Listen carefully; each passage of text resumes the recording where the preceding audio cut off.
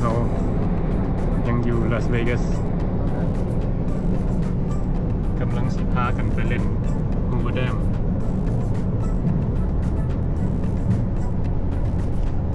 นี่ก็มานำกัน4คน4คนไปใส่กับ4คน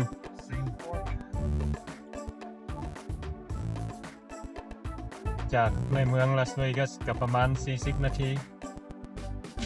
อีกจังหน่อยก็ฮอดเนาะ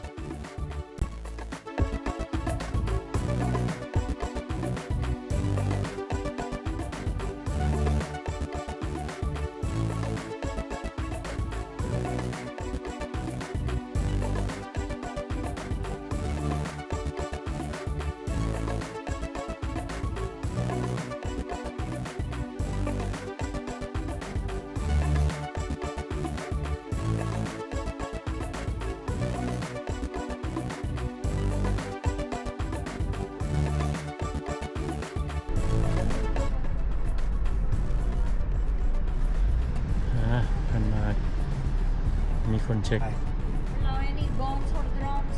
No. Have a good day. Thank you.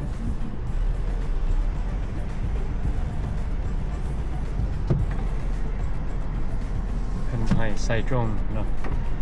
ประมาณนี้ก็ What she say something wrong. Oh, no. Welcome to Hoover Dam.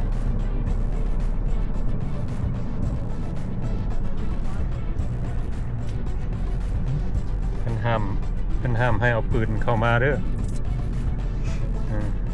เปิดกัน Did she say gun? Oh.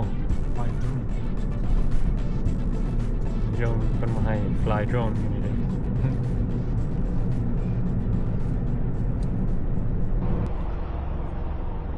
มื้อนี้ก็สิมาถ่ายความงามธรรมชาติให้เบิดทุกคนได้เบิ่งนํกันเนาะว่าเพิ่นมีหยังแน่เทื่อที่2ลงมา เทื่อที่2มาที่2โอ้ เราทวิตมาแต่6ปีหลัง โอ้ Welcome to Mike O'Callaghan Pat Tillman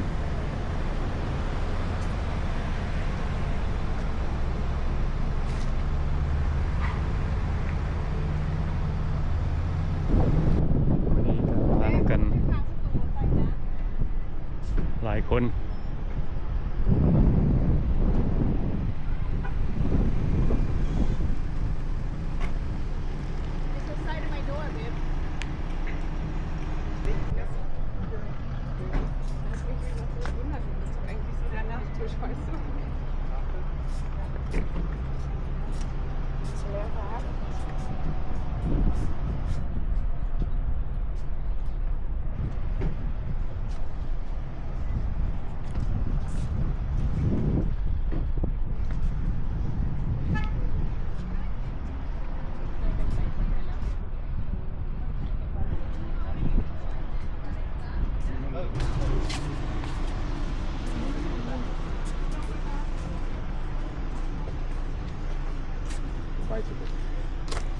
มื้อนี้ก็มีคนออกมาหลาย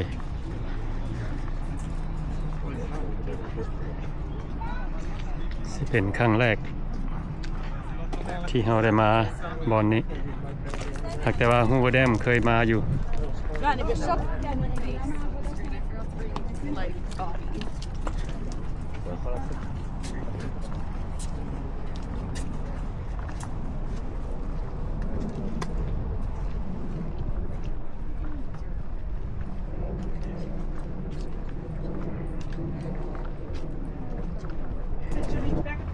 ยังขึ้นคันไดไปถึงเลย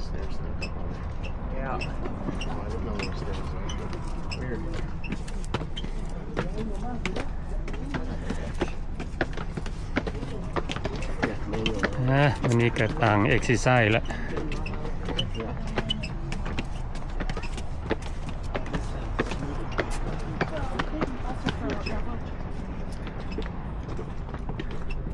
คนบ่อยากสเต็ป โอ้สำหรับคนนั่นน่ะนั่งวีลแชร์เนาะ Yeah. อืม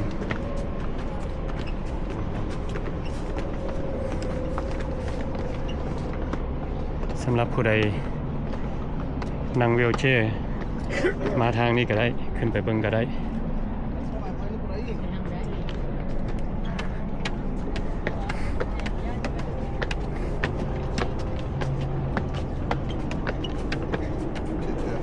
out of the computer. อ๋อเพิ่นมักย่างไก่เห็นบ่เพิ่นมักย่างไก่ไปทางเพิ่น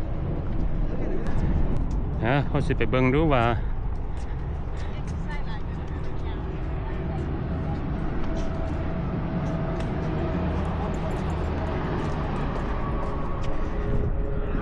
สิขึ้นไปเบิ่งเนาะว่ามันมีหยัง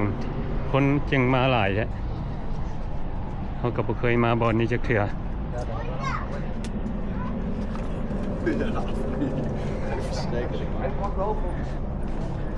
Ik zie dat ze gewoon een bilet erop. มีหยังนี่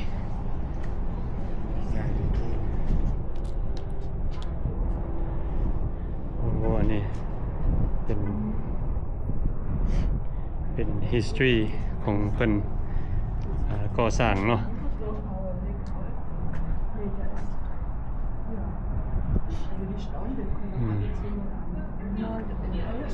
โอ้ตัวนี้See the vision วิธีเพิ่นก่อสร้างตะกี้ตัวนี้จักแม่นหยังถึกแดดถึกฝนหลายตัวนี้จนบ่เห็นหยังเลย Aren't you somebody's grandma? มาเบิ่ง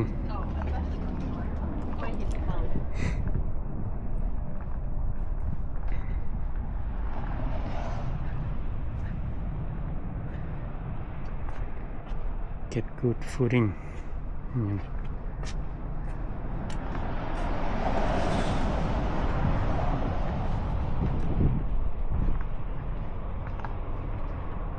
อันนี้สำหรับผู้ใดมีเวลามาอ่านเนาะ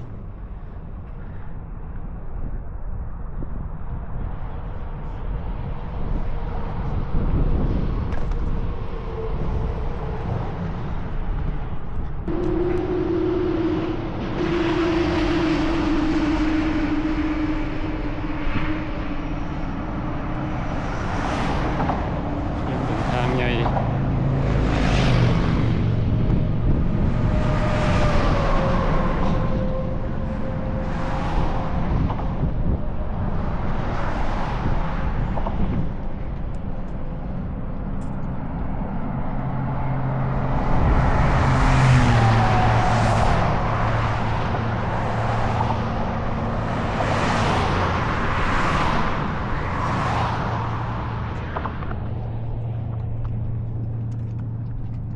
โอ้นี่ดิโอ้อันนี้เขาก็อยู่เทิงแนมเห็นหัวแดม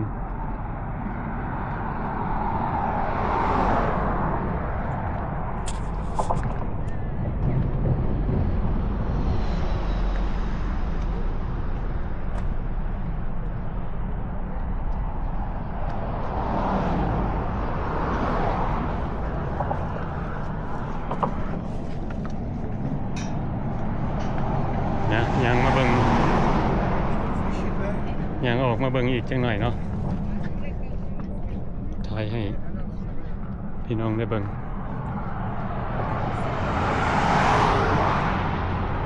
Hay una de esas dice memoria de Puma.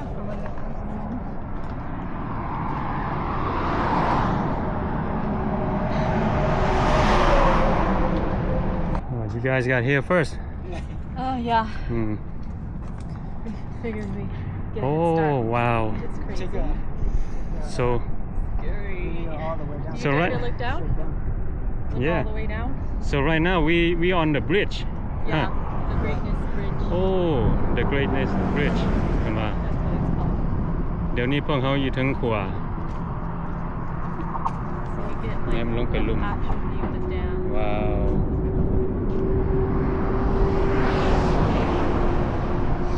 actually can feel the vibration Yeah. every time the truck and cars pass by. I know, that's scary. นี่ เวลาน่ะเขายืนอยู่นี่ รถใหญ่มานี่เห็นปะรถใหญ่มานี่หัวมันสั่น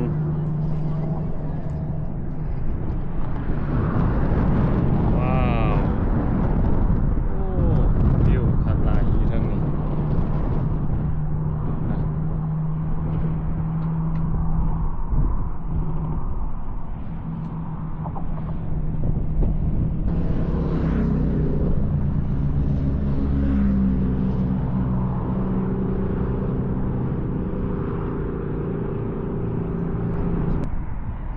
นะ เดี๋ยวนี้พวกเขายืนอยู่ทั้งครัวแนมลงไปเป็นตะย่านเนาะนี่แนมลงไปลุ่มกันโอ้ย่าน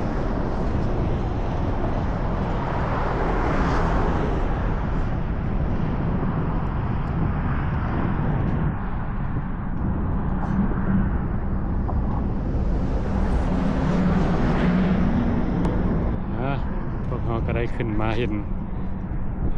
วิว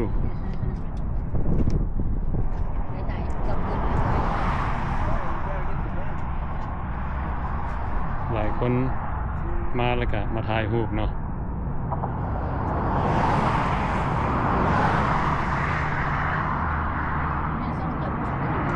ถ่ายรูปวิวงาม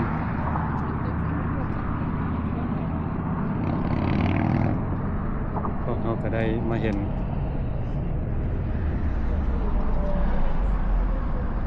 แล้วก็ทางถ่ายให้เบิดทุกคนได้เบิ่งนำ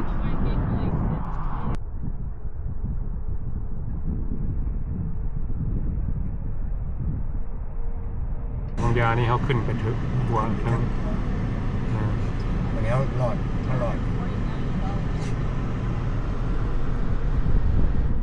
Pat Kelman is in it too the guy that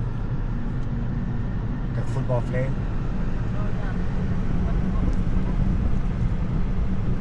I think he went to army or something he went to like Navy Army เขาอยู่ถึงพุ่นของยานี่ he play football อยู่ถึงขวาพุ่นเขาแนมลงไปทางลุม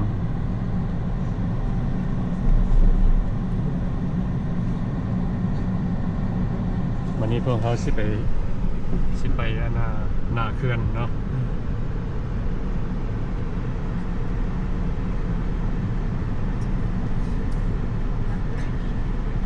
Is it right here?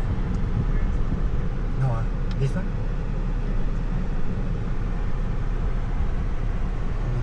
Go in here? Yeah.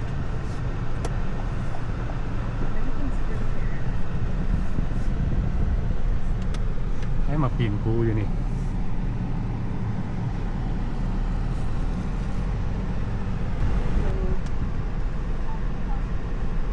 Get the car behind us too? Oh, that's that car. Yeah.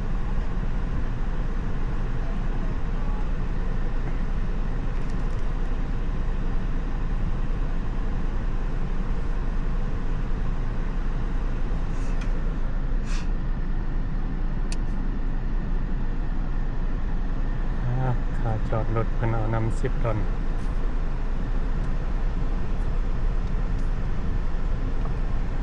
Thank you, you too.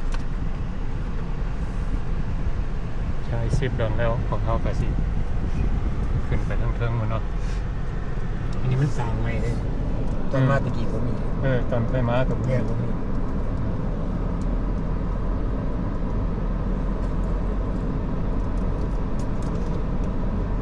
ให้พี่น้องได้เบิ่งวังยานี่พวกเขาขึ้นไปเทิงครัว It's just stairs down this way. วังยานี่พวกเขาขึ้นไปเทิงครัวพุ่นแนมลงมาทางลุมแนมเห็นเขื่อนตัวนี้อันนี้พวกเขาก็สิได้พากันพุ่นละ He's like, I can't see. สิได้ย่างลงไปย่างลงไปนี่ไก่เติบเนาะ ย่างไปพูนทางพุ่นมีฮอดอันelevator หรือว่าอยากย่างลงคันใดก็ได้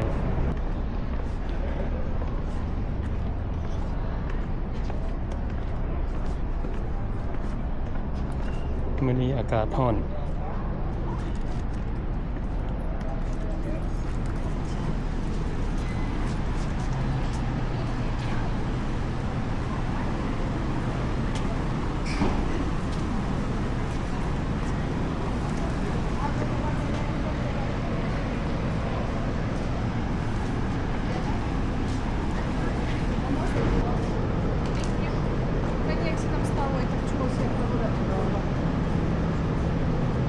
ทางที่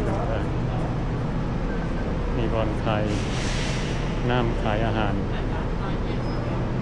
แล้วก็สำหรับผู้ใดต้องการทิเก็ตพาทัวร์ Guide Power Plant Tour $5มันขายทิเก็ตอยู่นี่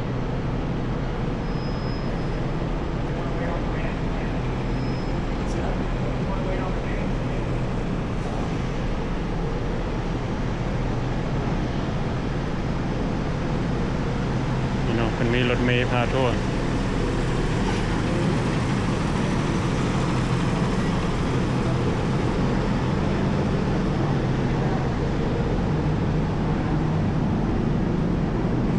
หัวแดม Visitor Center Tour ทางพิษ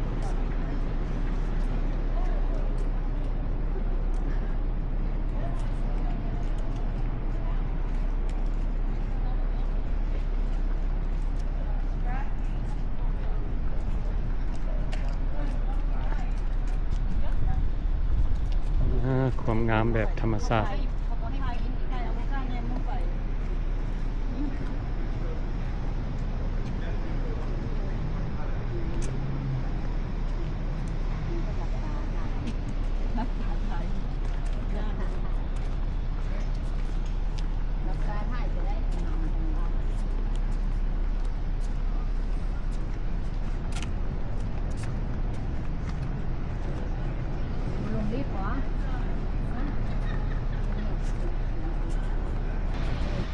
ตอนมาตะกี้บ่ได้เห็นนะอันนี้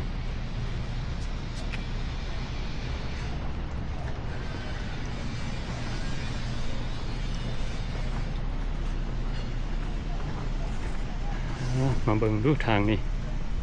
สิงามสำใดเนาะ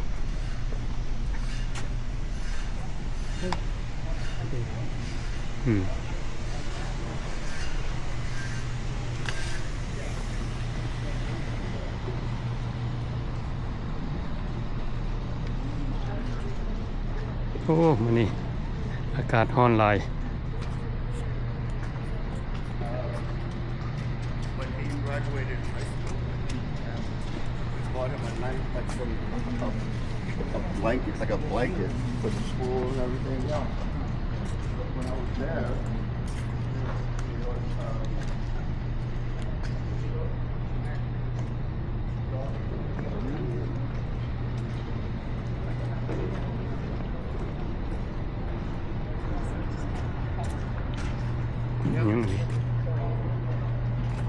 that could be, you want to keep birds out.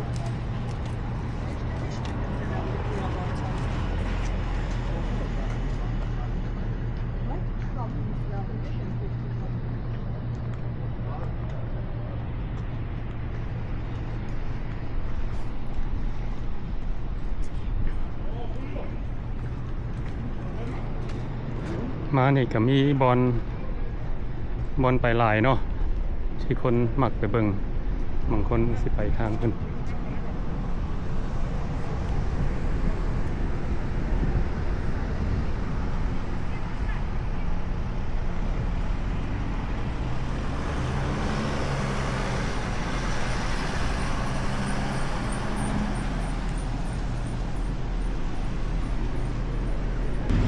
ไปทางพี่น้องงามหลาย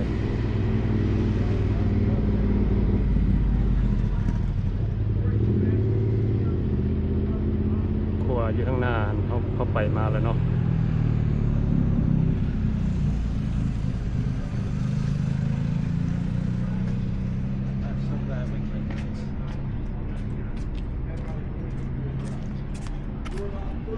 Go check out this side.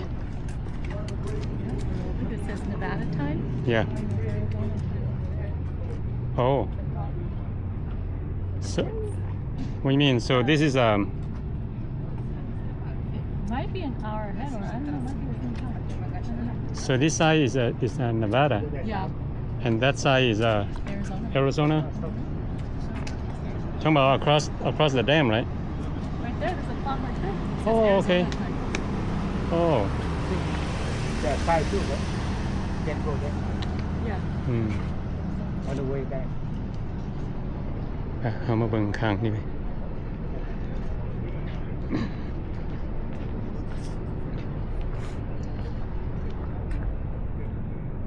โอ้ยแนมเห็นน้ำอยู่ทั้งลม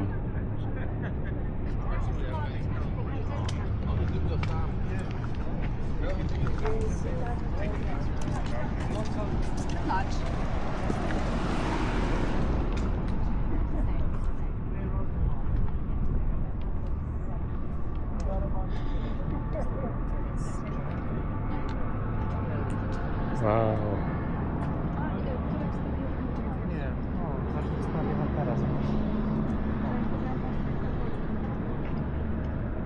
เพิ่นว่าฝากนี่สิเป็นรัฐเนวาดาข้ามน้ำไปพุ่นสิเป็นรัฐแอริโซนา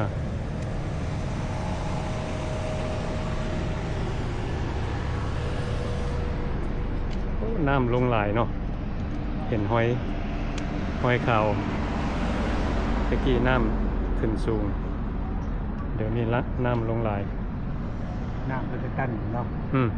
ตั้นไว้ เห็นน้ำลงหลายได้เห็นบ่ตะกี้เห็นหอยขาวๆเห็นบ่ เนี่ยเที่ยง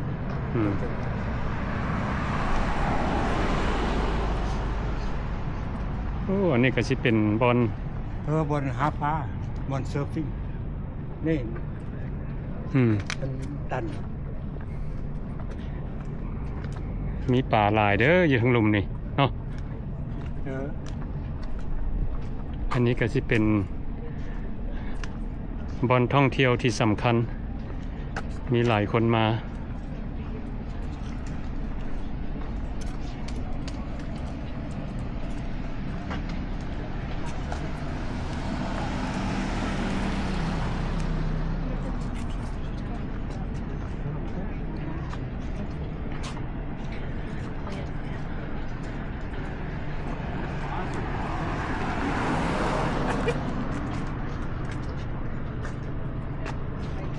มีคนมาจากหลายรัฐหลายเมืองคนต่างประเทศก็มี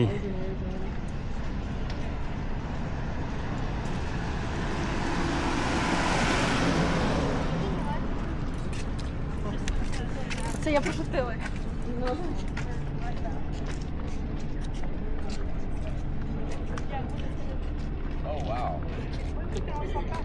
A lot wider than it looked from up there. I've got it sort of crossed there. ข้ามไปเบิ่งข้างนี้อีกข้างนี้สิมีโฮมเด้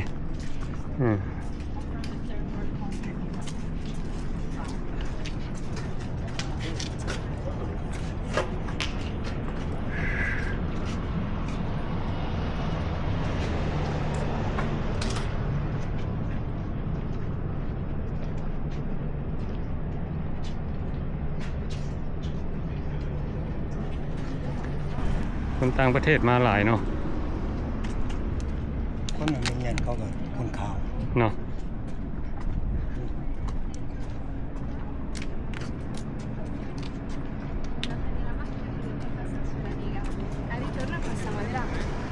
บ่เขาจะบ่ได้เว้าภาษาอังกฤษ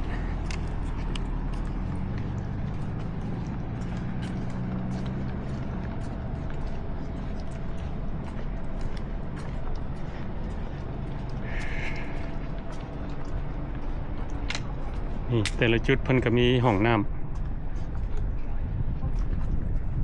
ให้ใช้ มีกวนน้ำอันนี้รถเมนูชีไฟบับ โอ้มีฮอดบอนปอนน้ำ over them bottle water ไฟบับ โอ้น้ำตุกหนึง5ดอลตัวนี้ no but this one โอ้ตัวนี้บ่แพงตัวนี้ yeah ดอน50เนาะ ตอนละ10ก็พอกินตัวนี้นะ พอกิน Mm. เพราะตัวนี้มัน special bottle แบรนด์เนมเนาะ brand name over there โอ้ แค่น้ำ bottle แห่งน้ำบอโร upstairs yeah upstairs ไม่ยังเขาได้มี กวนน้ำมีบทกวนน้ มีเบิ่งก่อนนะ ำตอนละ10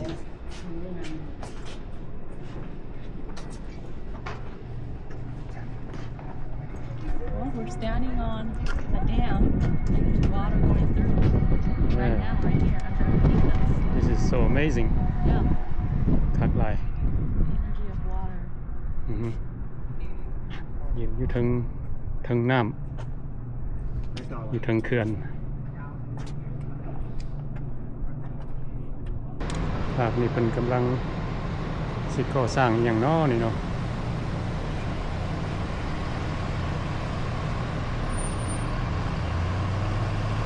กลับมาฮอดแล้วมื้อนี้พวกเราก็ได้ไปเลาะถ่ายหลายบอนให้พี่น้องได้เบิ่งนำกันเนาะความงาม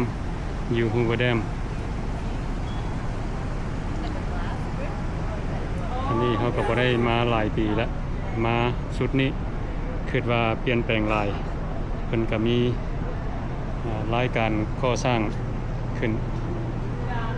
เพราะว่าตอนเฮามาตะกี้นี่บริเวณนี้เพิ่นยังบ่ทันได้เฮ็ดอีหยังเนาะเดี๋ยวนี้เพิ่นพัฒนาหลายเพิ่นก็มีฮอดกิฟต์ช็อปตลาดขายเครื่องแล้วก็มีคาเฟ่แล้วก็มีบอนนั่งกินข้าวกินน้ำ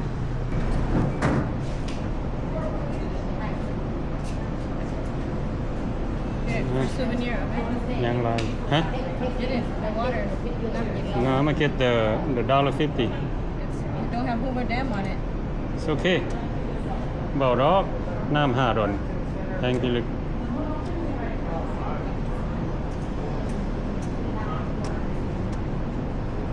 They ran out. They only have the expensive one left. Get that one. Let me Hoover Dam.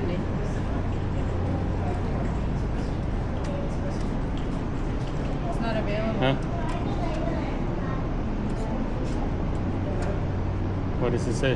It's not available. I got some cash on me. Me, you. I have cash. It's easier using the card. It's not available. You have to get that one.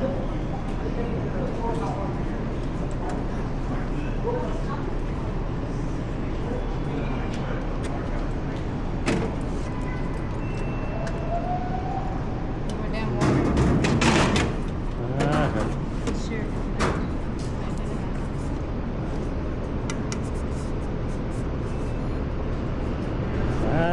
น้ำทุก5ดอล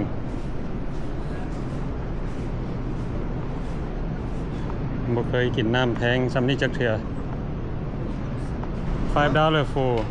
a bottle of water Oh, must be some kind of special water yeah. it might give me superpower Maybe. let me try it เบิ่งดูสิแซ่บอยู่บ่ทุก5ดอลนะ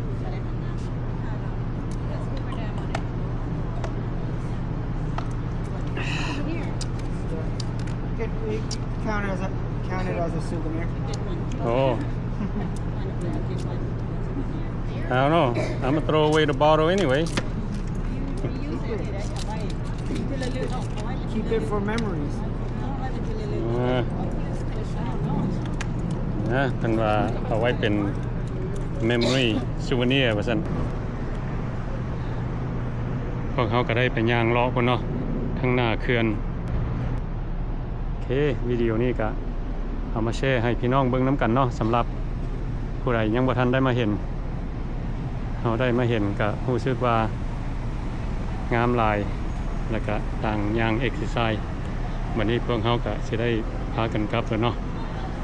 เป็นจังไดก็ขอขอบใจเบิดทุกคนที่เข้ามาเบิ่งวิดีโอของเฮา